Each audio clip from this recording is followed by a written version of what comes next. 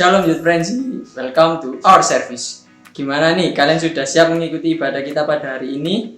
Nah, pada hari ini kita akan mendengarkan message dari Kak Mary. Untuk itu tetap fokus dalam ibadah kita pada hari ini. Dan juga jangan lupa untuk mengingatkan kepada kalian semua agar siapkan catatan kalian agar firman Tuhan selalu hidup dalam setiap hidup kita. Sebelum kita memulai ibadah, marilah kita berdoa. Ya Tuhan, terima kasih atas kasih karunia-Mu pada hari ini. Sebentar lagi kami akan memulai ibadah kami. Kiranya Engkau sertai ibadah kami dari awal, pertengahan, hingga pada akhirnya ya Bapa. Terima kasih ya Tuhan, hanya dalam nama Tuhan Yesus, haleluya, amin.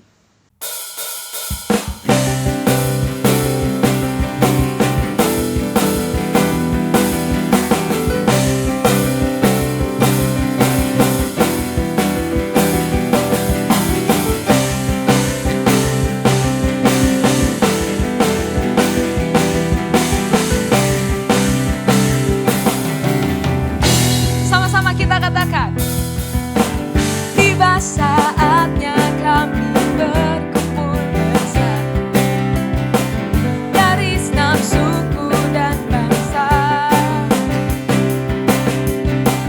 berdiri di hadapan tataannya dengan satu suara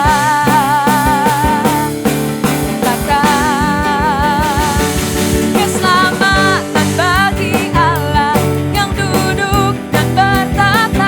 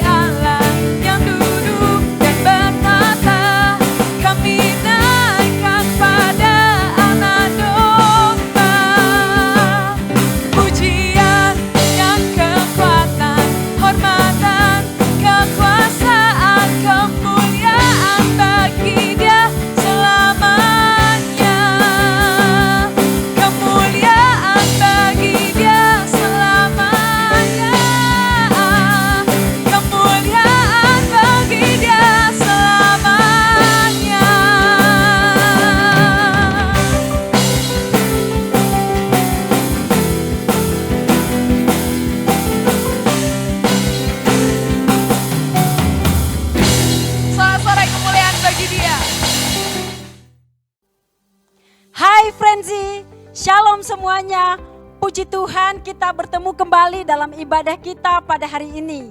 Saya percaya semua baik-baik saja keadaannya dan tetap dalam sukacita Tuhan. Sebelum kita memulai ibadah, kita berdoa bersama-sama, mari kita siapkan hati kita. Terima kasih Tuhan, kami mengucap syukur buat hari ini. Kalau Tuhan masih memberikan kami kesempatan untuk beribadah di hadapan-Mu Tuhan. Kami juga mau mendengarkan firman-Mu, biarlah Engkau Tuhan yang memberkati setiap kami. Firman yang kami dengarkan Tuhan boleh mengubah hati kami, memberkati setiap kehidupan kami, sehingga kami boleh hidup dalam kebenaran firman-Mu. Terima kasih Bapa, berkati kami semua, di dalam nama Tuhan Yesus Kristus kami mendengarkan firman Tuhan. Haleluya, amin. Baik saudara-saudaraku, kita akan belajar bersama-sama firman Tuhan pada sore hari ini dengan tema yang sama tentunya di bulan Desember, yaitu tentang unity atau persatuan. Nah, hidup dalam persatuan merupakan hal penting yang harus dimiliki oleh semua orang, ya, dalam berlangsungnya hidup, berkomunitas, baik di lingkungan sekolah, di lingkungan pekerjaan, bermasyarakat, di lingkungan gereja, sangatlah dibutuhkan yang namanya persatuan.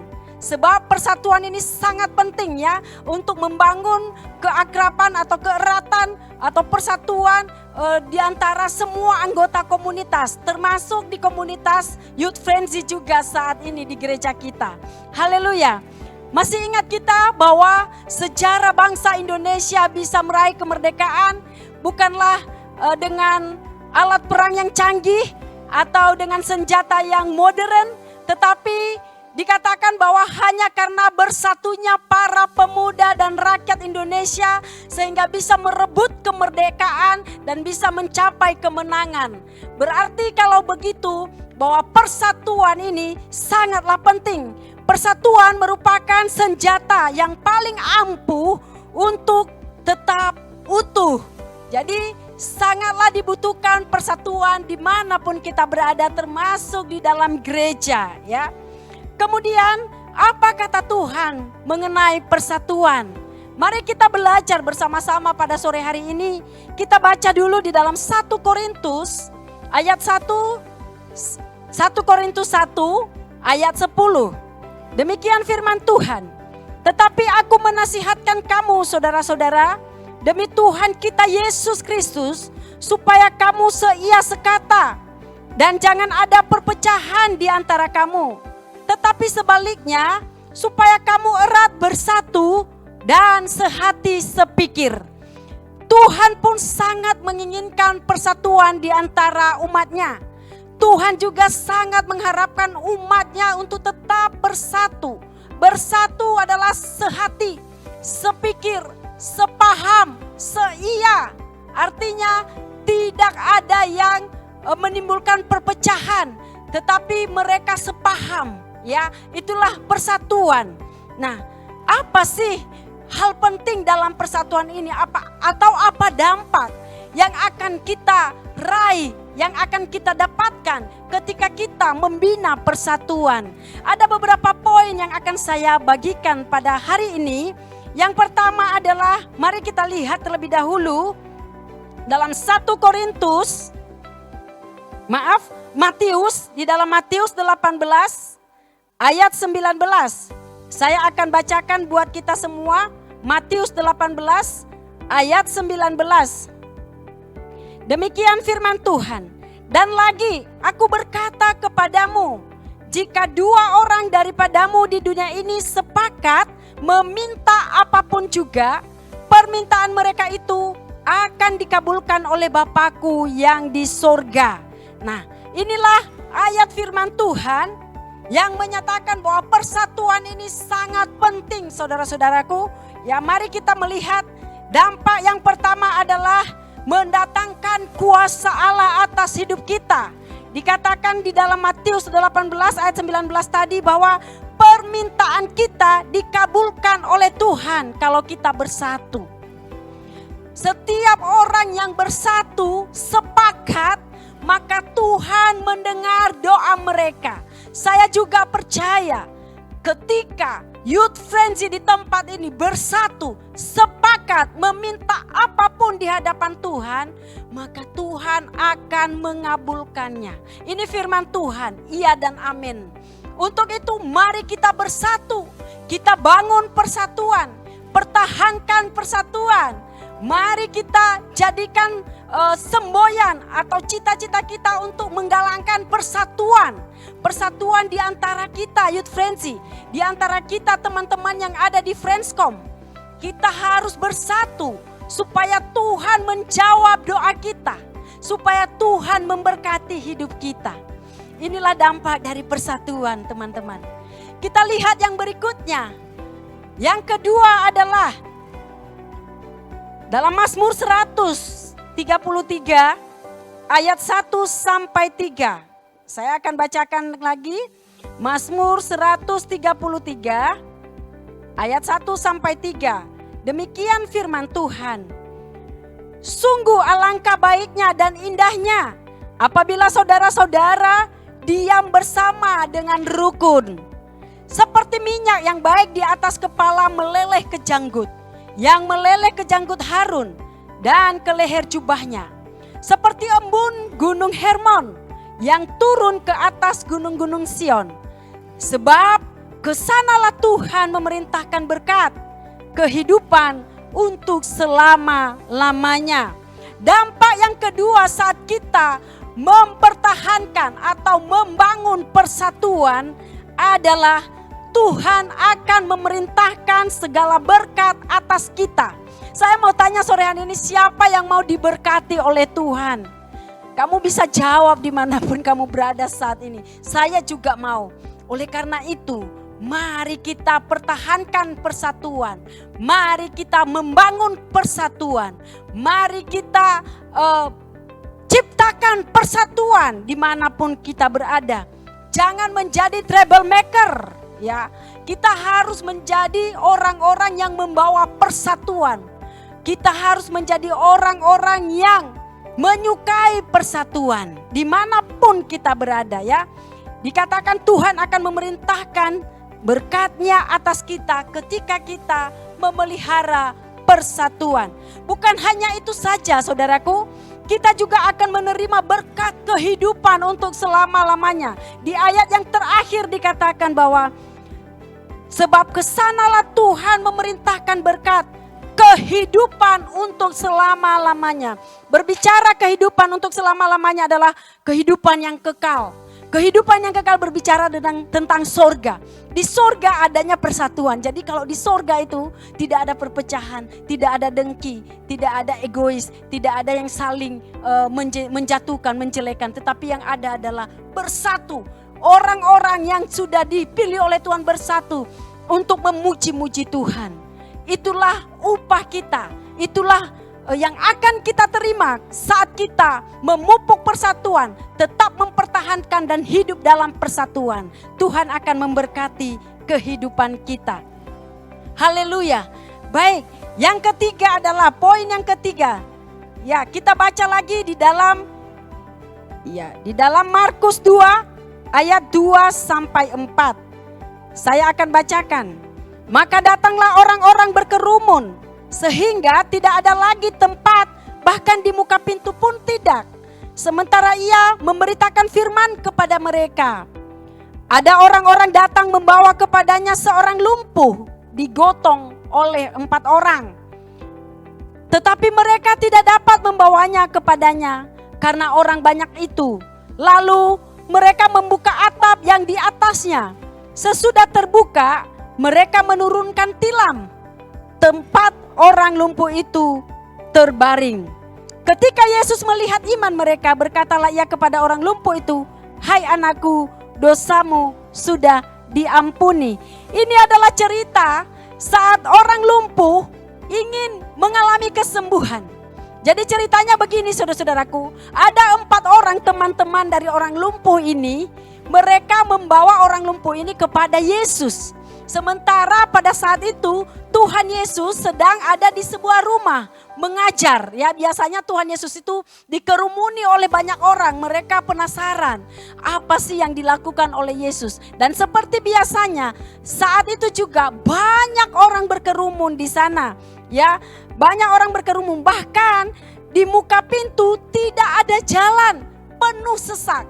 Nah, ketika keempat orang ini menggotong orang lumpuh, mereka membawa kepada Yesus. Mereka tidak punya jalan untuk masuk menemui Tuhan Yesus. Tetapi lihat apa yang mereka lakukan. Mereka membuka atap. Ya, mereka sepakat untuk membuka atap dan menurunkan orang lumpuh ini dari atap ditilam. Nah, ini dia saudara-saudaraku, ini adalah persatuan keempat orang yang menggotong orang lumpuh ini. Sangat luar biasa sikap mereka, action mereka sangat luar biasa. Mereka sehati. Coba bayangkan saudaraku, saat salah satu seseorang dari 4 orang yang menggotong ini mengatakan, "Aduh, sudahlah, sudah capek kita, nggak akan mungkin kita bisa datang kepada Yesus, tidak akan bisa." Lihatlah orang banyak ini. Kita tidak punya kesempatan kali ini, lain kali saja. Saya percaya orang lumpuh ini tidak akan melihat mukjizat saat itu. Orang lumpuh ini tidak akan sembuh. Atau salah seorang mungkin di antara mereka mengatakan, udahlah besok aja, Tuhan Yesus kan masih di sini. Pasti dia ke tempat lain, besok kita agak pagian aja ke sana. Pasti mereka tidak akan melihat mukjizat Tuhan. Tetapi mari kita lihat apa yang terjadi saat mereka sepakat, saat mereka bersatu. Mereka menggotong orang lumpuh naik ke atap, luar biasa. Mereka menurunkan orang lumpuh itu dan tepat di depan Tuhan Yesus. Maka apa kata Yesus? Kita lihat di ayat kelima tadi, hai anakku, dosamu sudah diampuni. Ya, dosamu sudah diampuni. Bukan hanya itu saja. Kita lihat juga di ayat 11 sampai 12 dikatakan begini. Kepadamu kukatakan, bangunlah, angkat tempat tidurmu dan pulanglah ke rumahmu. Dan orang itu pun bangun, segera mengangkat tempat tidurnya dan pergi keluar di hadapan orang-orang itu sehingga mereka semua takjub lalu memuliakan Allah. Katanya, yang begini belum pernah kita lihat. Haleluya. Dampak dari persatuan. Dampak dari hidup dalam persatuan adalah mereka mengalami mukjizat, ya. Jadi poin yang ketiga ini adalah dengan hidup dalam persatuan, tujuan hidup kita akan lebih mudah tercapai. Sama dengan orang-orang yang menggotong orang lumpuh ini. Luar biasa, contoh yang baik buat kita semua. Oleh karena itu, jangan pernah menyerah, jangan pernah capek, jangan pernah lelah untuk tetap mempertahankan persatuan. Dimanapun Tuhan tempatkan kita, mari usahakan persatuan. Usahakan ada persatuan. Usahakan dalam hidup ini kita senantiasa menyukai, menginginkan persatuan, membawa persatuan. Ya, haleluya.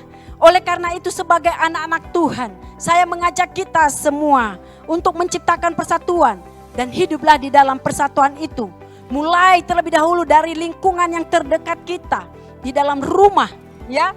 Di dalam rumah kita harus menciptakan persatuan, ya. Kita harus menciptakan yang namanya kedamaian, ketentraman, kesatuan. Supaya apa? Supaya berkat Tuhan turun atas kita, ya. Kemudian di lingkungan sekolah, di lingkungan komunitas kita, di masyarakat, di gereja kita. Mari ciptakan persatuan supaya mukjizat Tuhan, supaya berkat-berkat Tuhan, supaya tujuan hidup kita bisa tercapai. Haleluya, luar biasa. Kemudian saya akan bacakan sebagai ayat yang terakhir. Mari kita lihat di dalam Roma 14 ayat 19. Dikatakan demikian, sebab itu marilah kita mengejar apa yang mendatangkan damai sejahtera dan yang berguna untuk saling membangun. Inilah menjadi pesan terakhir buat kita semua. Sebelum kita menginjakkan kaki di tahun 2022 nanti, mari kita tetap menjadi orang yang menginginkan persatuan dimanapun berada. Sekali lagi saya bacakan ayat ini. Sebab itu marilah kita mengerjakan apa yang mendatangkan damai sejahtera dan yang berguna untuk saling membangun. Mari kita tetap melihat ke depan, tetap menjadi orang yang menyukai persatuan. Hidup dalam persatuan mendatangkan berkat bagi kehidupan kita. Tuhan Yesus memberkati. Mari kita berdoa. Terima kasih Tuhan, kami sudah mendengarkan firman-Mu pada hari ini. Biarlah firman ini boleh menjadi rema di dalam setiap kehidupan kami. Biarlah kami menjadi orang-orang yang menginginkan persatuan, yang membangun persatuan, mempertahankan persatuan, dan menciptakan persatuan dimanapun kami berada. Berkati hidup kami Tuhan, karena kami tahu dampak dari Unity ini Tuhan sangat luar biasa. Biarlah kami boleh menjadi orang-orang yang membawa persatuan Tuhan. Supaya nama Tuhan dipermuliakan di dalam setiap kehidupan kami. Terima kasih ya Tuhan buat hari ini.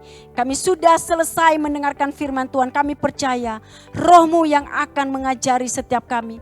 Roh-Mu yang akan memimpin setiap kami supaya kami tetap ada di dalam Unity. Terpujilah nama Tuhan Di dalam nama Tuhan Yesus Kristus kami berdoa dan mengucap syukur. Haleluya. Amin. God bless you. Well, thank you buat semua tim yang sudah terlibat pada servis kita hari ini. Nah, pada minggu depan, Youth Frenzy akan mengadakan ibadah on-site dan juga merayakan ibadah Natal yang berjudul Living the Harmony. Nah, mari semua kita meriakan Natal 2021 ini. For your information, minggu depan kita akan mengadakan tukar kado. Jangan lupa ya untuk siapkan kado terbaik buat teman-teman kalian dengan budget minimal 15.000, tidak berupa makanan atau minuman. Dan juga jangan lupa untuk dibungkus dengan kertas kado. Jadi jangan lewatkan ibadah Christmas Edition yang kita adakan onsite di gereja. Dan juga daftarkan diri kalian pada link yang tertera pada Instagram @youthfrenzy. Dan tambahan juga setiap hari Senin kita akan mengadakan FC jam 7 malam. Oke guys, sekian pada hari ini. Terima kasih, Tuhan Yesus memberkati.